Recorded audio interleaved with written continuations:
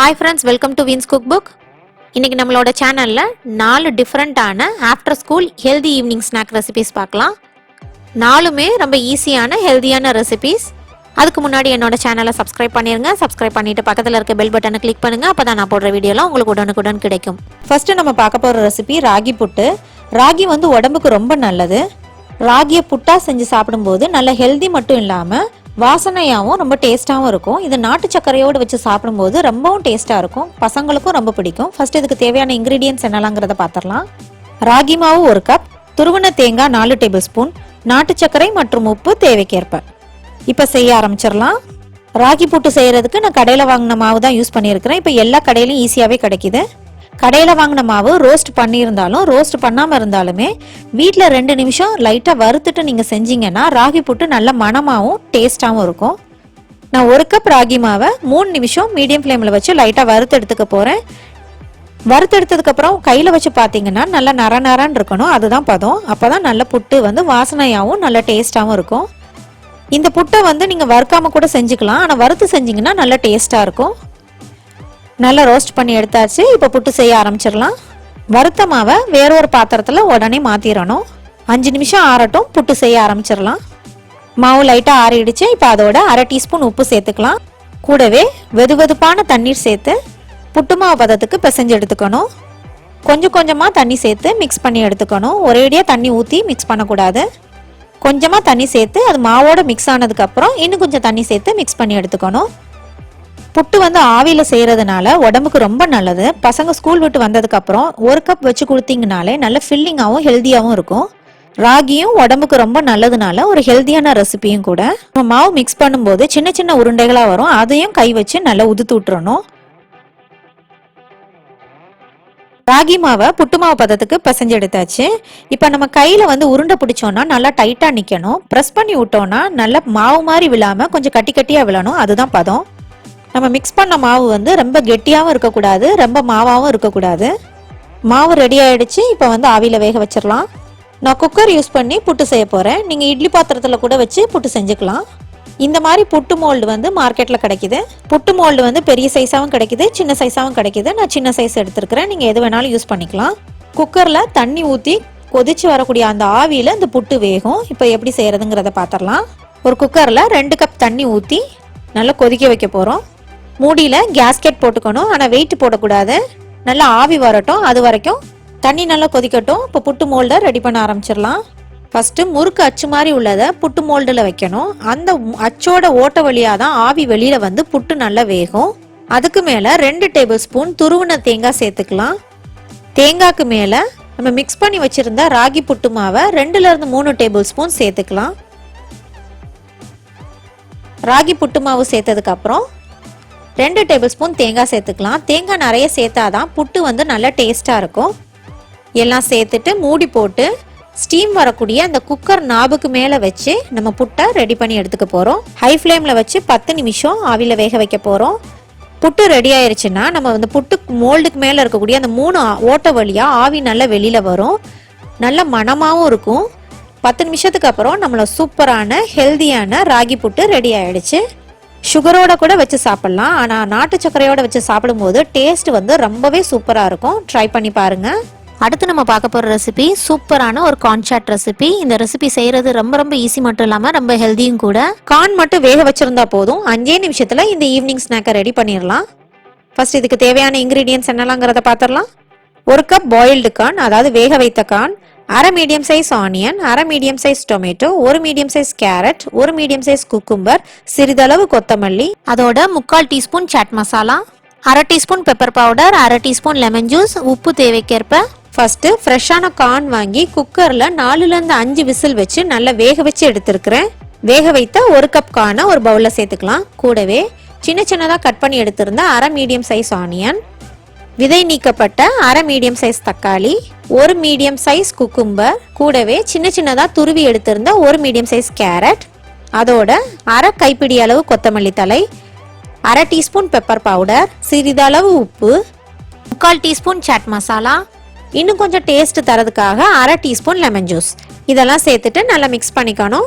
ஒரு சிம்பிளான ஆனால் ரொம்ப ஹெல்தியான ஒரு ஈவினிங் ஸ்நாக் ரெடி ஆயிடுச்சு. இதில் வெஜிடபிள்ஸ் எல்லாம் சேர்த்துருக்கிறதுனால ரொம்பவே ஹெல்தி.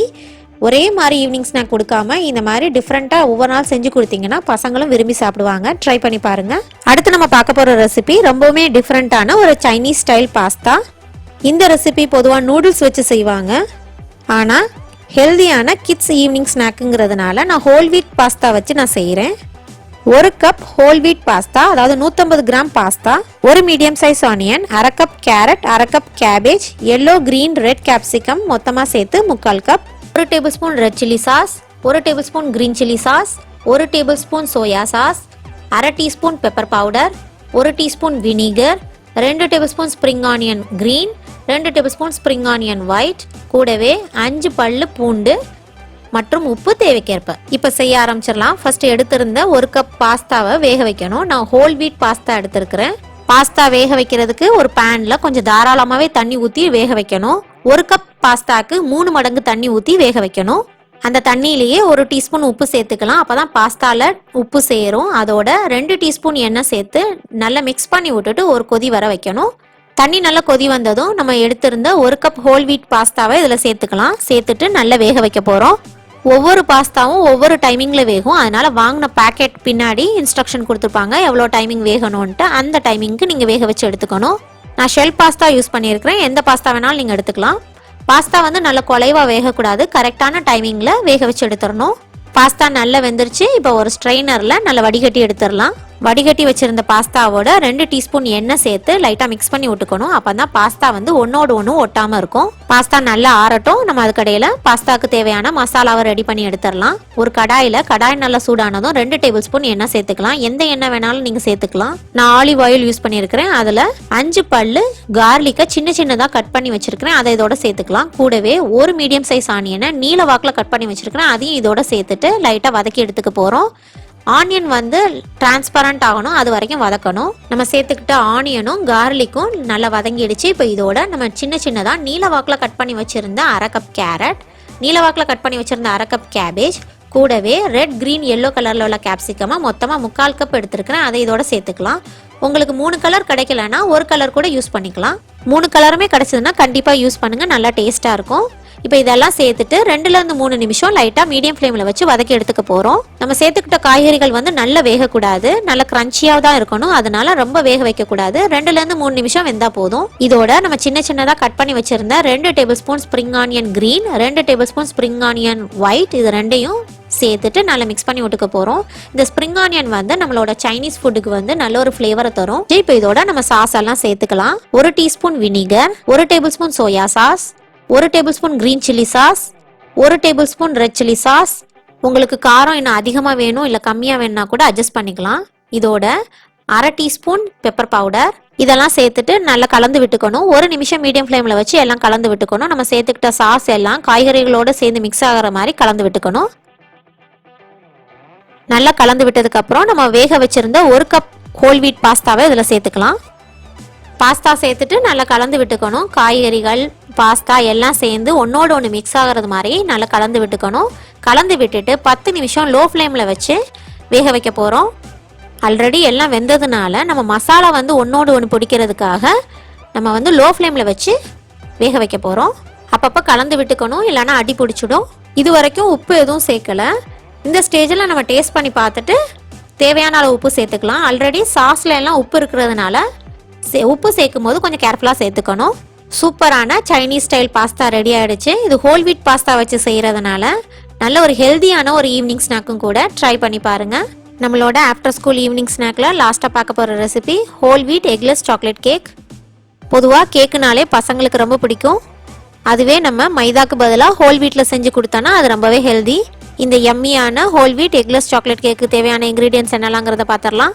1/2 கப் கோதுமை மாவு, 1/4 கப் கொக்கோ பவுடர், 1/2 கப் நாட்டு சர்க்கரை, 3/4 கப் காய்ச்சி ஆற வைத்த பால், அதோட 1 teaspoon vanilla essence, 1/2 teaspoon baking powder, 1/4 teaspoon baking soda, 3 table spoon எண்ணெய், 1/4 டீஸ்பூன் உப்பு. இப்போ செய்ய ஆரம்பிச்சிடலாம். ஃபர்ஸ்ட் நம்ம கேக் செய்யக்கூடிய பேனை வந்து ப்ரீ ஹீட் பண்ணிடலாம். எப்போவுமே நம்ம கேக் செய்கிறதுக்கு முன்னாடி நம்ம கேக் செய்யக்கூடிய பேன், குக்கர் இல்லைனா ஓவன் எதுவாக இருந்தாலும் சரி அதை கொஞ்சம் சூடு பண்ணிக்கணும். அப்போ தான் கேக் நல்லா சூப்பராக வரும். கேக் செய்யக்கூடிய பேனில் உப்பு எதுவும் சேர்க்க வேண்டாம். ஒரு ஓட்டை போட்ட ஸ்டாண்ட் இருந்தால் மட்டும் போதும். நான் குக்கரில் வரக்கூடிய அந்த ஸ்டாண்டை வந்து யூஸ் பண்ணியிருக்கிறேன். ஓட்டை போட்டு அந்த ஸ்டாண்டை உள்ளக்க வச்சுட்டு மூடி போட்டு 5 நிமிஷம் மீடியம் ஃப்ளேம்லையும் 10 நிமிஷம் சிம் ஃப்ளேம்லையும் வச்சு ப்ரீ ஹீட் பண்ண போகிறோம். ப்ரீ ஹீட் ஆகட்டும், நம்ம கேக்குக்கான பேட்டரை ரெடி பண்ணிடலாம். ஒரு பவுலில் நல்லா ஃபைனாக பொடிச்சு எடுத்திருந்த 1/2 கப் நாட்டு சர்க்கரையை சேர்த்துக்கலாம். அதோட 1/2 கப் கோதுமை மாவு கிட்டத்தட்ட 70 கிராம் இருக்கும். அதோட 1/4 கப் கொக்கோ பவுடர் கிட்டத்தட்ட 25 கிராம் இருக்கும். கூடவே 1/2 teaspoon baking powder, 1/4 teaspoon baking soda, கூடவே நம்ம நாட்டு சக்கரை யூஸ் பண்ணிடுறதுனால அந்த சுகரை பேலன்ஸ் பண்ணுறதுக்காக 1/4 டீஸ்பூன் உப்பு, இதெல்லாம் சேர்த்து நல்லா மிக்ஸ் பண்ணி விட்டுக்கணும். ஓரளவு மிக்ஸ் ஆனதும் நம்ம சல்லடையில் சலிச்சு எடுத்துக்கணும். அப்போ தான் லம்ஸ் எதுவும் ஃபார்ம் ஆகாமல் இருக்கும். இப்போ நமக்கு ட்ரை இன்க்ரீடியன்ஸ் எல்லாம் ரெடி ஆகிடுச்சு. இப்போ வெட் இன்க்ரீடியன்ஸை ஒன்று ஒன்றா சேர்த்துடலாம். ஃபஸ்ட்டு 3 டேபிள் ஸ்பூன் எண்ணெய் சேர்த்துக்கலாம். எந்த எண்ணெய் வேணாலும் யூஸ் பண்ணிக்கலாம், ஆனால் ஃப்ளேவர் எதுவும் இருக்கக்கூடாது. சன்ஃப்ளவர் ஆயில் யூஸ் பண்ணால் பெட்டராக இருக்கும். அதோட 1 டீஸ்பூன் வெண்ணிலா எசன்ஸ் வாசனைக்காக. அதோட முட்டைக்கு பதிலாக 3/4 கப் காய்ச்சி ஆற வைத்த பாலை கொஞ்சம் கொஞ்சமாக சேர்த்து நல்லா மிக்ஸ் பண்ணி எடுத்துக்க போகிறோம். ஃபர்ஸ்ட்லேயே எல்லா பாலும் சேர்த்து மிக்ஸ் பண்ணுறதுக்கு பதிலாக கொஞ்சம் கொஞ்சமாக சேர்த்து மிக்ஸ் பண்ணிங்கன்னா மிக்ஸ் பண்ணுறதுக்கு ஈஸியாக இருக்கும். இப்போ நம்மளோட எக்லெஸ் ஹோல் வீட் சாக்லேட் கேக்குக்கான பேட்டர் ரெடி ஆகிடுச்சு. இப்போ நம்ம இதை ஒரு மோல்டில் ஊற்றி வச்சிடலாம். இந்த கேக் பேட்டரை எந்த பாத்திரத்தில் வேணாலும் ஊற்றி பேக் பண்ணிக்கலாம். கப் கேக் மோல்டு கூட யூஸ் பண்ணிக்கலாம். நான் வந்து ராமக்கன் யூஸ் பண்ணி பேக் பண்ண போகிறேன். நம்ம எந்த பாத்திரம் எடுத்திருந்தாலும் அதில் கொஞ்சமாக எண்ணெய் தேய்ச்சிக்கணும். அதோட 1 டீஸ்பூன் கோதுமை மாவு சேர்த்து நல்லா தட்டி எடுத்துக்கணும். அப்போ தான் நம்ம கேக் வந்து ஒட்டாமல் வரும். இப்போ நம்மளோட கேக் பேட்டரை வந்து மோல்டில் ஊற்றிடலாம். நான் ஐஸ்கிரீம் ஸ்கூப்பர் வச்சு ஊற்றுறேன், ஈஸியாக இருக்கும். இல்லாட்டினா ஸ்பூன் வச்சு கூட ஊற்றிக்கலாம்.